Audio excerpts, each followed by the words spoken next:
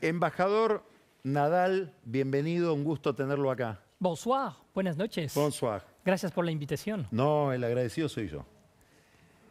Voy a hacer una pregunta muy general a ver si podemos entender qué está pasando. ¿Hay un nuevo reparto del mundo o estamos ante otra cosa? Esperemos que no estemos frente a un nuevo reparto del mundo y que cambiemos el rumbo de las relaciones internacionales que intentamos construir después de la Segunda Guerra Mundial a base de multilateralismo y de instituciones internacionales basadas en el respeto del derecho internacional, con la Carta de las Naciones Unidas y todas estas instituciones que hemos construido en el ámbito financiero, político, de la salud, de la solidaridad y que permitieron construir un mundo más justo, más fraterno, no ideal, pero sí con reglas y con organización del diálogo y de negociaciones para evitar la vuelta de guerras mundiales. Es lo que hay que preservar. Probablemente que este sistema necesita modernización, nuevas reglas, reformateo, pero no la vuelta hacia la lógica de los imperios. Eso sería un desastre y nos llevaría probablemente a nuevos enfrentamientos. Así que nosotros, los europeos, que hemos construido una unión de estados pacíficos, que comparten soberanía, comparten una moneda, políticas públicas, nosotros los europeos defendemos un mundo basado sobre el respeto del derecho internacional, sobre el diálogo y sobre el multilateralismo. Para nosotros es fundamental y eso lo vamos a defender. A ver, si alguien está mirando y está un poco distraído de lo que está pasando en la escena internacional o no sigue esa información y mira esto que usted acaba de decir, la impresión que tendría es: este señor está muy preocupado, acaba de decir algo que nunca se me había ocurrido, habla ese personaje de ficción, ¿no? Que haya otra guerra mundial. Yo necesitaría, ese personaje dice, yo necesitaría que me diga cuáles son los indicios que ve de que eso puede llegar a pasar. ¿Por qué está tan preocupado? ¿Qué está pasando? Pues está pasando en Europa que un país, el más grande del mundo en superficie, 17 millones de kilómetros cuadrados, Rusia, ha invadido en varias ocasiones a sus vecinos y en particular a un país llamado Ucrania, que ha sido invadido en 2014, de nuevo en 2022, con crímenes de masa, y nosotros los europeos, pero muchos otros países alrededor del planeta, no quieren permitir a un Estado de violar la soberanía y la integridad territorial de otro Estado. Y para eso hemos apoyado a la resistencia de Ucrania. La gran noticia de la invasión de Ucrania es que este pueblo muy pequeño, ese país mucho más pequeño que Rusia, con un ejército mucho más pequeño, ha resistido de forma admirable. Y eso muestra que la lógica de los imperios no prevalece frente a la resistencia de un pueblo con un gobierno democrático que no ha querido arrodillarse. Y lo que se había predecido, es decir, que iba a caer en unos días, pues 3 años después vemos que no ha caído. Hay mucho sufrimiento, muchas víctimas, pero ha resistido. Y nosotros en Europa pensamos que esto hay que pararlo, pero para pararlo hay que respetar reglas, hay que respetar la soberanía, la integridad territorial y hay que hacer justicia de los crímenes que se han cometido. Esas son las reglas de base del derecho internacional. No queremos volver a la jungla, queremos un mundo con reglas, con normas. No es un mundo ideal, pero es un mundo donde hay reglas que se deben de respetar. Esto que usted dice daría la impresión que se lo estuviera diciendo a Donald Trump, porque ahí hubo un giro en el gobierno americano, que hubiera suscrito todo lo que usted dijo hasta Trump y ahora pareciera que cambiaron las cosas. Bueno, y que hay un acuerdo entre Estados Unidos y Rusia con Europa al margen, lo cual también es difícil de imaginar. Tratamos de convencer al nuevo gobierno americano y al presidente Trump que hay que preservar esas reglas y esas normas que han permitido desde la Segunda Guerra Mundial evitar nuevas guerras mundiales y no volver a una lógica imperial que llevaría el mundo al abismo. Lo discutimos con él y siempre Estados Unidos, con altibajos, por supuesto, han defendido este sistema internacional basado sobre el derecho. Es verdad que a veces veces parece hoy que hay dudas en la posición del nuevo gobierno americano, pero es muy cambiante. De momento, yo diría, hay montañas rusas en la diplomacia americana. Esperemos que prevalezca la razón. Tratamos de dialogar con él. Nuestro presidente ha estado en Washington. Estamos multiplicando las reuniones en París, en Londres, en Bruselas y en otras capitales. Hay mucha movilización. Pensamos que es un momento también que hay que aprovechar para tratar de obtener una paz, pero una paz justa y duradera, con garantías de seguridad para el pueblo ucraniano que no quiere ser invadido cada 2, 3 o 4 años cuando se le antoja al maestro del Kremlin.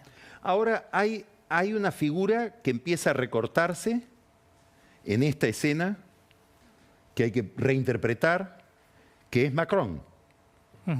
Acaba de hablar de la disuasión nuclear por parte de Francia. Probablemente Francia sea la única potencia nuclear que hay hoy en Europa con capacidad de disuasión para... Dentro de la Unión Europea sí, estoy hablando de pero eso, luego hay Reino Unido. Ahora vamos al Reino Unido. Pero por supuesto, dentro de la Unión Europea es el caso, ¿sí? Desde los años 60. O sea que Rusia mira eso. Hay una aproximación de Macron al Reino Unido, llamativa. Después me gustaría que usted me diga si hay alguna posibilidad de retorno del hijo pródigo. Yo diría, en el ámbito de la defensa, la relación con el Reino Unido nunca se rompió después del Brexit. Y nosotros con el Reino Unido hemos trabajado en el ámbito de la defensa, hemos mantenido cooperaciones estrechas fuera de la Unión Europea, pero manteniendo ese vínculo estratégico. Y ahora estamos construyendo un pilar fuerte de defensa en el marco de la Unión Europea, añadiendo a Reino Unido. Es decir, que estamos construyendo una nueva política común que desborda las fronteras de la Unión Europea, incluyendo el Reino Unido, y hay algunos países europeos que quizás no se juntarán por razones históricas de estatuto, de neutralidad o de posiciones políticas. La Unión Europea es una unión flexible. Reino Unido salió, pero en los temas de defensa sigue trabajando con nosotros. Otra novedad es que en un momento en que hay mucha tensión entre Estados Unidos y Canadá, Francia parece tener una relación casi idílica de Macron con el gobierno canadiense. Canadá tiene un alma francesa, tú lo sabes, Carlos. Entonces siempre hemos tenido ese vínculo con Canadá y creo que Canadá es una potencia que siempre ha contribuido al mantenimiento de la paz, al diálogo. Es una potencia muy positiva en las relaciones internacionales que contribuye a prevalecer y a fortalecer el multilateralismo. Para nosotros es una potencia de equilibrio y que cuenta en las relaciones internacionales. Y sus posiciones en muchos casos son muy convergentes con las nuestras. Digamos que hay sintonía, no siempre, pero en muchos de los casos tenemos intereses comunes y valores comunes. Ahora estoy tratando de determinar o de definir un poco más este perfil, digamos, este retrato diplomático de Macron. Hay una idea en él que es muy interesante, es el conflicto, las diferencias que podamos tener con Estados Unidos no necesariamente nos tienen que echar en brazos de China. ¿Qué es eso? ¿Cuál es el juego de China en todo esto? El rol de China frente a Europa, el rol de China frente a Rusia, la relación con Estados Unidos. Tenemos intereses comunes y tenemos discrepancias con China como con muchos otros países. Lo que debe de importar es el diálogo, es mantener un lazo, un vínculo. Con el gobierno chino tenemos una visita por año, o en Francia o en China, a nivel de Francia. Y desde hace mucho tiempo, usted sabe que el general de Gaulle fue el primer país que reconoció a la China popular. Hay serias discrepancias, pero en toda una serie de temas hay un diálogo y hay cooperaciones comunes con China. Por ejemplo, sobre el cambio climático, por ejemplo, sobre el desarrollo de la energía nuclear civil. Por supuesto, en otros sectores comerciales hay intercambios entre Francia y China y entre la Unión Europea y China. Es decir, que hemos determinado una agenda positiva con China y sobre los temas donde hay discrepancias las expresamos, pero sin que eso rompa la relación. Yo creo que en el mundo actual no hay que romper la relación, hay que mantener lazos y el diálogo, mientras se respetan una serie de reglas fundamentales. Y con China, las reglas del multilateralismo siempre se han respetado. Y somos miembros permanentes del Consejo de Seguridad, ambos estados, lo que nos da una cierta responsabilidad en el mantenimiento de la paz. Ahora hay un tema que usted mencionó al que quiero volver. De todas las novedades que estamos viendo, usted mencionó una que es, desde el punto de vista histórico, casi insólita, que es que haya una mayor proximidad entre el Reino Unido y Francia y no entre el Reino Unido y su aliado histórico, que ha sido Estados Unidos. ¿Qué pasaría? Depende de los momentos de la historia, Carlos. Sí. La historia no siempre es lineal. Hay Podemos ciclos, estar en un momento altibajos, y eso depende también de los gobiernos, de las mayorías políticas y del contexto internacional. Ahora, eso si lo trasladamos a lo institucional, ¿podría pensarse una OTAN sin Estados Unidos? Depende de los Estados Unidos. Si ellos no quieren ser miembros de esta alianza, no quieren aplicar el artículo 5, dudan de los miembros participantes de la alianza, como lo ha expresado recientemente el presidente Trump, pues nosotros seguiremos en una alianza que construiremos sin Estados Unidos, si es el deseo de Estados Unidos. Nosotros preferimos trabajar con Estados Unidos en confianza, en defensa de valores comunes. Así construimos esta alianza desde el principio. Francia siempre fue amiga, aliada de Estados Unidos, pero nunca alineada. Nosotros pensamos, los franceses, y es una herencia del general de Gaulle, que la sumisión en las relaciones internacionales no son felices. Las sumisiones no son una estrategia. Nosotros siempre hemos mantenido una autonomía estratégica. Somos una potencia de equilibrios. Hablamos con todos, pero sí somos firmes, intransigentes sobre el respeto de algunas normas básicas. La soberanía y el respeto de la soberanía, de la integridad territorial, eso nos parece fundamental. La Carta de las Naciones Unidas es el pacto común que hemos firmado las Naciones Unidas y eso se debe de respetar. En eso los franceses y nuestra diplomacia siempre lo ha defendido. Hay un tema que está sobre la mesa, siempre ligado al tema de la defensa, que es la posibilidad o la necesidad de que Europa cuente con un ejército propio. La presidenta de la Comisión, von der Leyen, dijo en los próximos 10 años se van a movilizar 8.000 millones de 800.000 millones de euros para ese objetivo. No un ejército común, sino poner en común las fuerzas, los armamentos. Que muchas veces están discoordinados. Facilitar hasta los la sistemas interoperabilidad. Y Pero lo que queremos es avanzar rápidamente hacia la credibilidad de fuerzas europeas juntas que podrán responder ante eventuales amenazas. Bueno, ahora, somos países pacíficos, Carlos, pero no pacifistas. Pero me interesa este aspecto. Si yo eso lo miro desde el punto de vista de la economía y la política, puedo decir, bueno, entonces va a haber más gasto público, los europeos van a tener que financiar eso, va a haber una carga impositiva mayor y algún malestar. O puedo pensar que esos 800.000 millones de euros producen un fenómeno de crecimiento importantísimo en la economía europea que ya se empieza a registrar porque suben en las bolsas las acciones de las empresas de defensa. Absolutamente. Bueno, ¿cuál de los dos o los dos? ¿Qué va a pasar con la sociedad europea que va a tener que solventar y poner plata para ese aparato de defensa?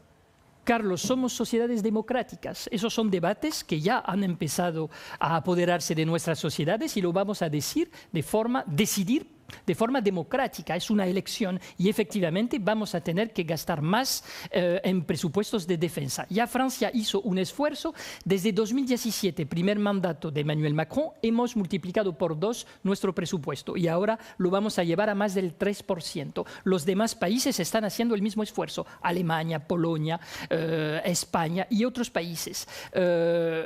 Y vamos a encontrar modo de financiación original. Préstamos europeos, vamos a movilizar recursos europeos y nacionales y vamos a cambiar las reglas de déficit público para poder permitir a los estados de endeudarse y de hacer préstamos para financiar este esfuerzo de defensa. Trataremos también de que este esfuerzo de defensa se haga sobre la opción europea. Es decir, ¿qué quiere decir eso? Comprar material europeo, preferencia europea, que es lo lógico para incentivar nuestra nuestros gastos industriales y la investigación científica que es necesaria también en el desarrollo de la industria armamentística. Francia es uno de los países de Europa que siempre ha mantenido una industria de defensa fuerte. Somos uno de los países en el mundo que más produce armas, exportación y también para nuestra defensa nacional.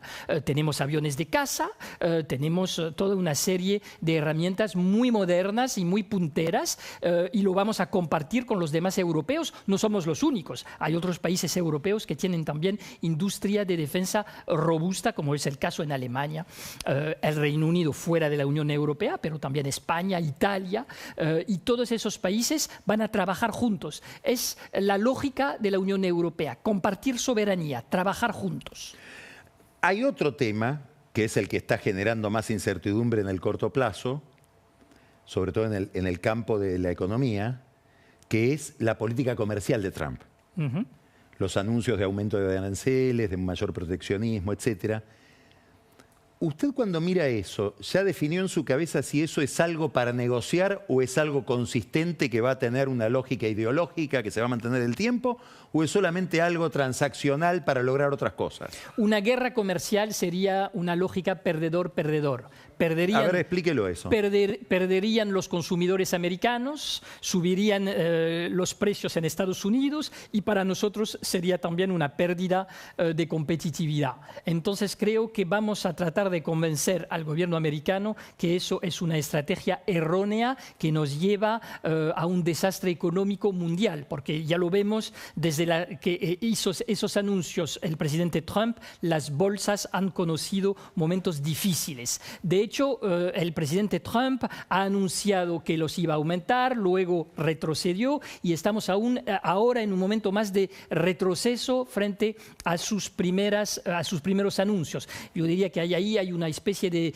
diplomacia del zigzag, es decir, que no es muy claro. Nosotros estamos en discusión con el gobierno americano, con todos los europeos, porque hay una política comercial común y vamos a tratar de convencer que el aumento de aranceles sería una lógica negativa, yo diría incluso casi suicidaria, porque sería estéril para la economía americana como para la economía europea, pero es el caso también para los demás países. Lo vemos con México y con Canadá, que han trabajado mucho con Estados Unidos para acercar las economías, estrechar los lazos económicos, y vemos que esos dos países están resistiendo y dialogando con la administración americana para convencerla que el aumento de aranceles es un callejón sin salida. Última pregunta. Y antes de hacerla, lo comprometo a que venga otro día, pero para hablar de temas Unión Europea-Mercosur, el papel de Francia en esa discusión, etcétera. Pero me interesa llevarlo a la agenda anterior con lo siguiente. ¿Se presumía o estábamos todos esperando que siguiera un proceso de radicalización hacia la derecha en las elecciones en Europa? Sin embargo, uno mira lo que pasa en Alemania, parecería que las opciones más fascistoides, digamos, más radicalizadas o más reaccionarias quedaron encerradas en Europa del Este, encapsuladas, y gana un gobierno liberal de centro, digamos. En Canadá pasó lo mismo. Esto para Francia es muy importante. Por supuesto. Si usted tuviera que pronosticar o ver cuál va a ser la tendencia en este nuevo contexto, pareciera que hay una reacción a Trump. Es posible que nuestras opiniones públicas, viendo lo que está pasando en Estados Unidos, se den cuenta que esas ofertas políticas son callejones sin salida. Lo interrumpo un segundo. ¿Sí? Vi una encuesta que no quería dejar pasar de qué significa la imagen de Donald Trump para el electorado, para la sociedad francesa, y tiene una negatividad extraordinaria. Muy alta. Muchísima gente que dice ya, Estados Unidos no es un aliado nuestro.